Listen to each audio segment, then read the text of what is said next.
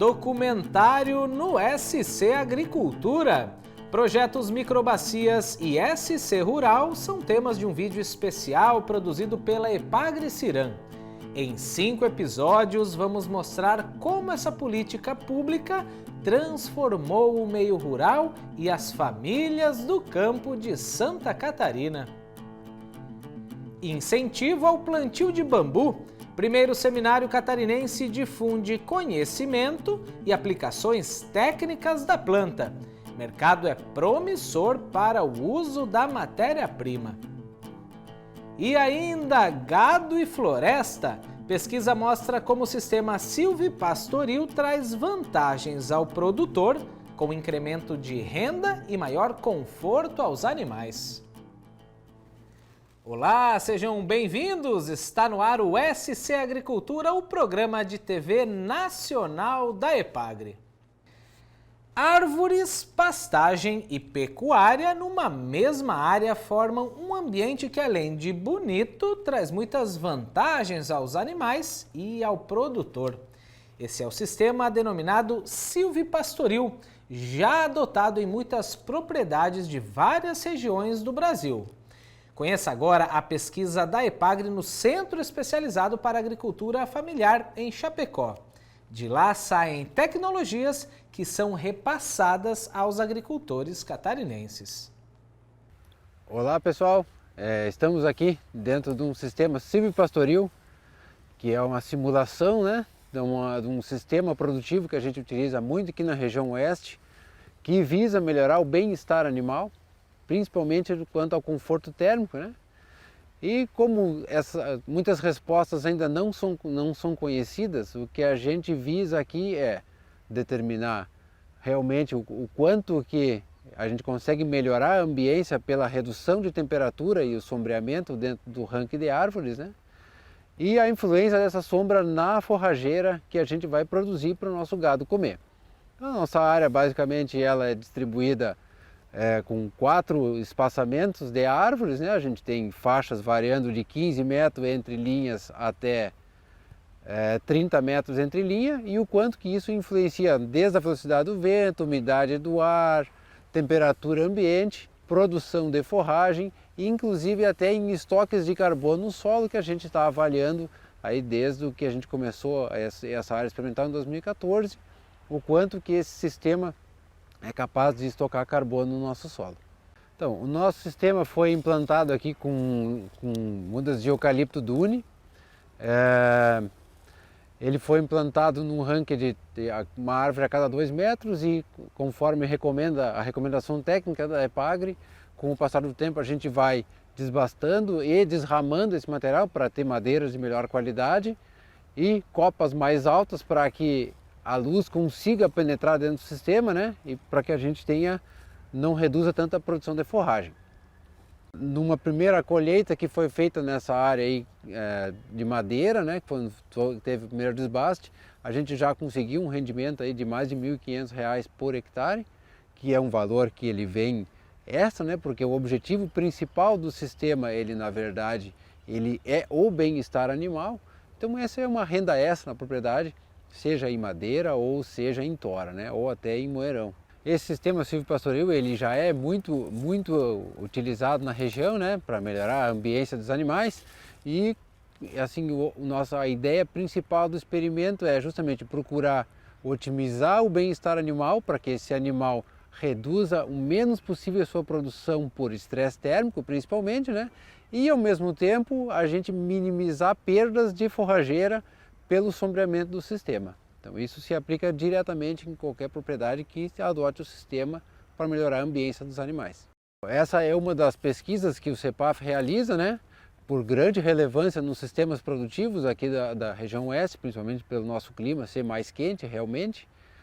E após a conclusão, a gente já tem alguns resultados muito interessantes aí de redução de mais de 2 graus de temperatura dentro do bosque, E conforme a gente vai coletando esses dados, eles vão sendo publicados e também a gente vai fazendo dias de campo, reuniões e vai passando para os extensionistas os efeitos desses diferentes ranqueamentos na qualidade e bem-estar que a gente pode chegar para os nossos animais e que, por sua vez, tem um benefício direto para a sociedade e para o produtor de leite.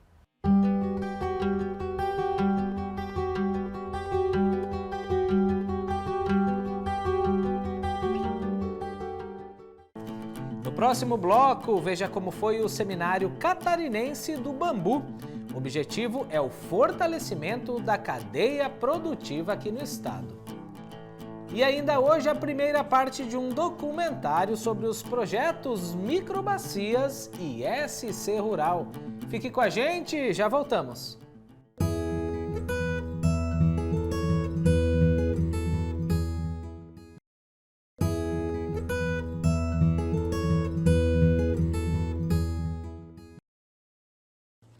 No dia 18 de setembro foi comemorado o Dia Mundial do Bambu. Aproveitando a data, foi realizado em Florianópolis o primeiro Seminário Catarinense do Bambu. A EPAGRE atua no fortalecimento do setor e promove cursos para agricultores e artesãos interessados na manufatura da planta. Mais de 2.000 pessoas já foram capacitadas. Vamos então ver como foi o evento.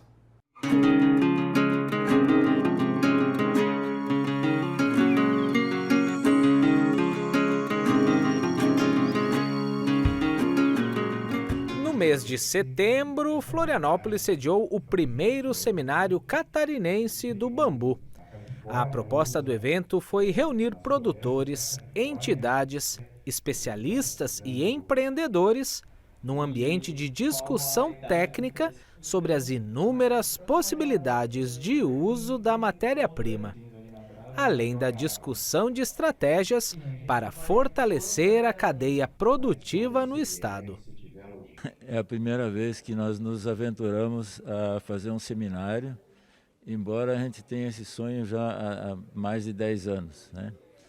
É um aprendizado, eu estou muito feliz com o resultado até agora, superou até a minha expectativa, não só em termos de qualidade das apresentações, mas também a diversidade de assuntos.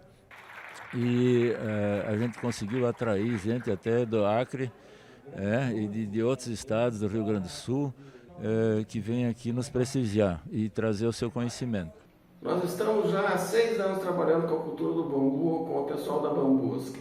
Nesse período, nós realizamos mais de 100 cursos e treinamos mais de 2.000 pessoas, tanto na produção do bambu, como na transformação dessa matéria-prima em renda. E nós tínhamos uma vontade muito grande de fazer um evento estadual. E fizemos, então, agora, do dia 18 a 22 de setembro, o Seminário Catarinense do Bambu. É a junção de pessoas que estão fazendo pesquisa, empreendendo, organizando e fortalecendo para impulsionar ainda mais o bambu em Santa Catarina e pelas as milhões de possibilidades de produção, de fazer dinheiro, de fazer renda com essa matéria-prima incrível e além das questões ambientais, né? Então, a gente está aqui, é uma alegria muito grande juntar esse coletivo de pesquisadores, empreendedores, apaixonados pelo bambu que vão fortalecendo o caminhar nessa cadeia produtiva do bambu. Eu tenho já 22 anos de trabalho com bambu, eu vivo do bambu, eu não tenho outra renda, tá? E nesses 22 anos de trabalho com bambu, hoje eu estou focado mais na construção civil. Tá, que inclusive estou saindo agora daqui, tá, estou indo para o Paraná, em Maringá, fico até novembro trabalhando para o Natal todo de Maringá e Cascavel, todo com bambu. O seminário é uma promoção da Bambusque, a Associação Catarinense do Bambu, em parceria com a EPAGRE. Com abordagem ambiental, socioeconômica e tecnológica, o evento contou com exposição de produtos, publicações científicas, palestras, oficinas e mesa redonda. Os principais temas foram políticas públicas, espécies regionais, aplicação na construção civil e o uso do carvão de bambu na produção agrícola. O biocarvão de bambu tem um enorme potencial de ser utilizado na agricultura, pois pois apresenta benefícios no solo, ambiental e também produtivo, né? Aumenta a produtividade, aumenta a qualidade do alimento produzido. Então é um material que tem um enorme potencial, principalmente no Brasil, que tem várias espécies nativas e poderia ser explorado nesse sentido. Nós trabalhamos, né, com bambu nativo lá do Acre e a gente veio para poder mostrar para a comunidade que vai estar participando aqui os tipos de bambu e também o nosso trabalho científico, né, com esses bambus que a gente tem lá, que são nativos do Acre. A gente está fazendo estudos, por exemplo, de uso de óleos essenciais de espécies amazônicas para poder fazer a preservação, para que esse bambu tenha uma maior durabilidade e para a gente evitar o uso de produtos químicos, sintéticos, né, que causam problemas para o meio ambiente. Então, é mais uma outra questão que a gente está começando a estudar e isso só veio a partir de incentivos, né, de fomentos governamentais. Então, isso é fundamental. Em 2022, Santa Catarina instituiu a Lei Estadual de Incentivo à Cadeia Produtiva do Bambu. E agora, em junho de 2024, foi criada a Câmara Setorial do Bambu, vinculada à Secretaria de Estado da Agricultura e Pecuária. A Câmara Setorial, na verdade, é a essência de tudo, porque ela tem o poder de definir uma política pública. Então, a gente tendo o nosso conhecimento aí de 20 anos trabalhando com bambu, tem a Universidade Federal que está estudando bambu também bastante, tem a EPAGRE engajada. Então, a gente vai conseguir criar junto uma política pública que daqui a pouco a gente tenha bambu para melhorar as condições climáticas, para segurar a erosão, mas também para dar uma renda para o pequeno produtor e para produzir também unidades fabris, de pequeno, médio e grande porte, dependendo de como a gente conseguir fazer o plantio por todo o estado. Então, acho que a primeira prioridade mesmo da Câmara Setorial é essa, é tentar fazer as pessoas plantarem bambu. Porque a gente tendo produto, nós vamos conseguir ter uma escala de uso e de geração de renda e de emprego. É a primeira vez que no Brasil se tem uma Câmara Setorial do Bambu, né? E então nós estamos fazendo um trabalho pioneiro nesse aspecto, né? Eu acho que a Secretaria de Agricultura acertou em dar esse passo, né? E eu estou vendo que a sociedade está respondendo. Bom, Tiago, 2022 aprovada a Lei de Incentivo à Cadeia Produtiva e 2024 instituindo a Câmara Setorial do Bambu, que é muito comemorada.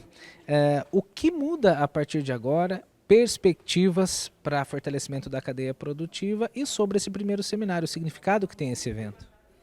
Então, muda bastante porque agora a gente faz um grupo mais coeso, em que inclui também órgãos governamentais, inclui as universidades. Então a gente tem uma comunicação mais clara para a formação das políticas públicas que envolvem o fomento da cultura do bambu no estado. E o nosso estado sempre foi referência nessa cultura, na construção dessa cadeia produtiva.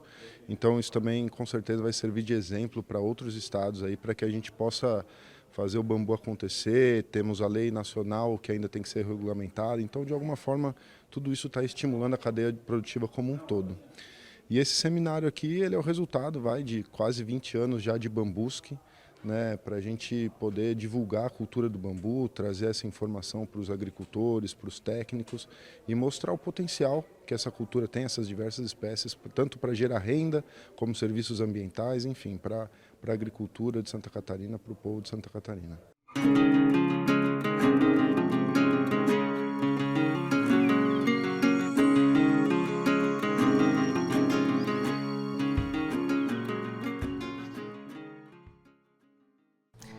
A seguir, vídeo especial aqui no SC Agricultura.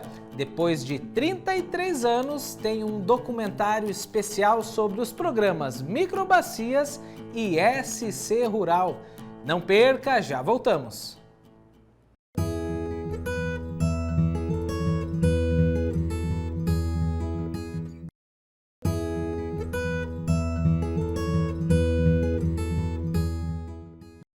Hora de documentário aqui no SC Agricultura. Há 33 anos iniciava em Santa Catarina uma das iniciativas públicas mais importantes para o estado. Foram os projetos Microbacias e SC Rural, que agora são temas de um vídeo especial produzido pela Epagre Ciran. Em 5 episódios, vamos mostrar como essa política pública transformou o campo e o mar de Santa Catarina. Na primeira parte, você confere como tudo começou lá na década de 90, com os trabalhos voltados à recuperação e preservação do solo. Foi o melhor programa que houve no estado de Santa Catarina. Foi muito gostoso fazer tudo isso. Foi uma época, assim, bastante trabalho, mas um trabalho que dava orgulho de fazer. E a gente via nos olhos dos agricultores e das famílias a importância que foi o programa, né? Não era um trabalho forçado, era uma coisa que a gente vibrava, as equipes locais vibravam com o trabalho. Muito obrigado a você que foi o idealizador do projeto Microbacias.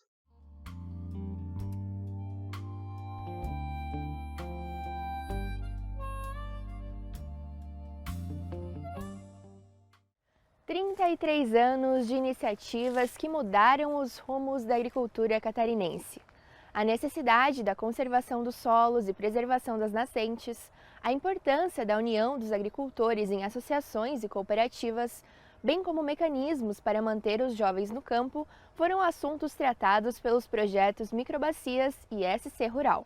Tudo começou a partir das enchentes em 83, no Alto Vale do Itajaí, quando percebeu-se a necessidade de conter a erosão dos solos para evitar alagamentos. Então, com base em um projeto do Paraná, foi realizado entre 1991 a 1999 o projeto Microbacias 1 em Santa Catarina. Essa iniciativa incentivou e orientou agricultores a preservarem o solo, cuidarem das nascentes e manterem a biodiversidade. Na época era muito grande o problema de erosão do solo. Erosão do solo, carreamento de partículas, né, matéria orgânica, para onde? Para as partes mais baixas, para os ribeirões, para os córregos, para os rios. Assoreamento, enchente, né? Excesso de chuva, enchente.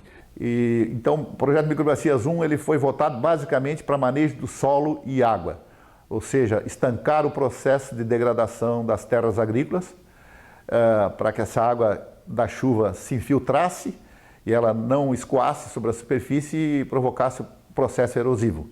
E assim, por consequência, a gente poderia minimizar as enchentes que ocorriam no Vale do Itajaí. Se olhou para a experiência que o Paraná estava tendo e eles tinham adotado a microbacia, que é uma região geográfica, né, limitada pelos divisores de água e que tem um curso de água principal, né, com seus afluentes, que são naturais.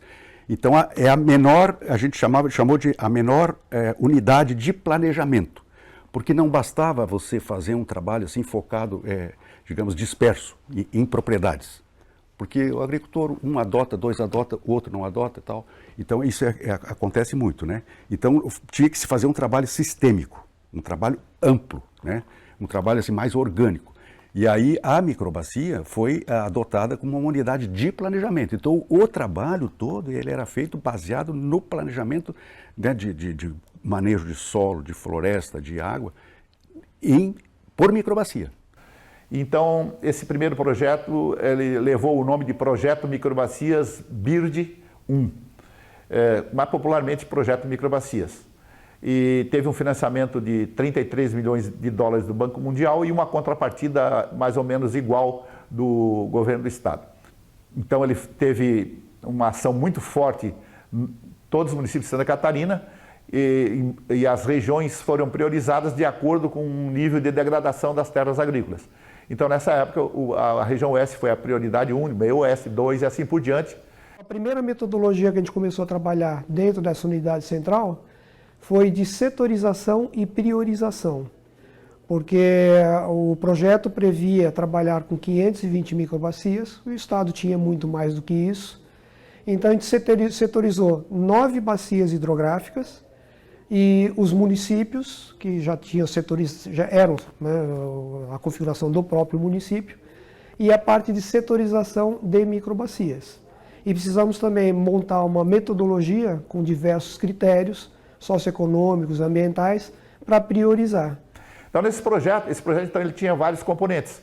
Tinha um componente de pesquisa pecuária, tinha um componente de extensão rural, tinha um componente de mapeamento, que era desenvolvido pelo IPAGRE-CIRAM, que era para fazer o mapeamento de todas as microbacias, então, priorizadas.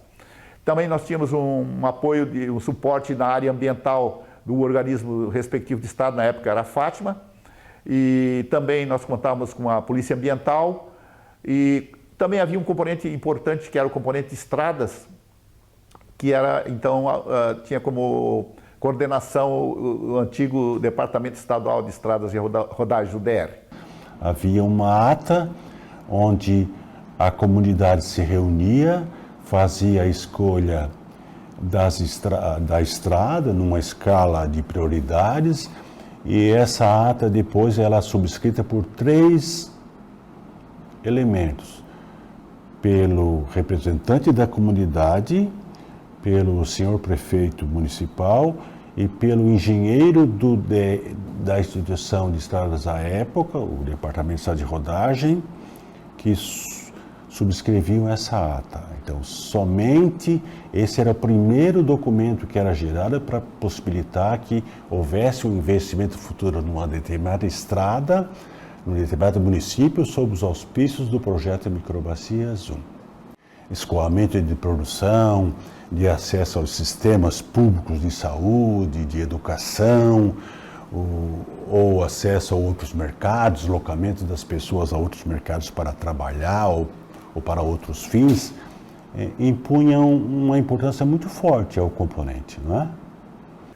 E, evidentemente, então, a EPAGRE foi a instituição que comandou todo esse processo, porque realmente o forte era o trabalho com os agricultores. E aí, claro, né, como não dava para... Porque a microbacia, do ponto de vista assim, conceitual, ela é a menor unidade, né, de planejamento. Mas aí nós tínhamos que ter um número de famílias para poder atender, então se adotou, né, que as microbacias deviam ter, em média, 150 famílias. Então, às vezes, a gente agrupava um pouco, pegava uma microbacia um pouco mais ampla, né, uma área um pouco maior para poder abrigar essa média de 150 famílias, e aí a gente delimitava as microbacias. Então era parte da equipe, nós já da EPAGRE, né, alguns profissionais da EPAGRE, professor da universidade e o pessoal do IBGE. Então com essa equipe nós fizemos um trabalho de estabelecer uma metodologia considerando mais as características do nosso estado. Então, para dar um exemplo, né, os parâmetros que a gente utilizou para esse trabalho de mapeamento de aptidão de uso, a gente tinha declividade, que é um dos pontos mais importantes para o estado, a pedregosidade, fertilidade do solo, profundidade efetiva, suscetibilidade à erosão e drenagem. Então, esses são os parâmetros com os quais depois a gente definiu essa metodologia de aptidão. O passo seguinte foi estabelecer um manual de desenho de mapas de microbacias. Então, o que aconteceu? A gente ia ter várias equipes trabalhando, os mapas eram feitos todos à mão, para fazer com as fotografias aéreas ali, a gente fazia uma interpretação, que a gente via em 3 dimensões ali, e conhecendo outras características da região, a gente conseguia chegar muito próximo do que era uma divisão, um mapeamento dos solos, para depois checar a campo, né? Então nós tivemos que estabelecer então, um manual de desenho de mapas, para que todas as equipes com que trabalhassem, os mapas teriam toda uma mesma padronização. Semana que vem, o 2º episódio do documentário, mostrando aí os avanços do Microbacias 1, a eficiência no planejamento e o envolvimento da comunidade, que foi fundamental para o sucesso do projeto. O SC Agricultura de hoje está terminando. Obrigado pela companhia e continue ligado nas notícias do agro, seguindo as contas oficiais da EPAGRE. Semana que vem tem mais. Obrigado. Tchau.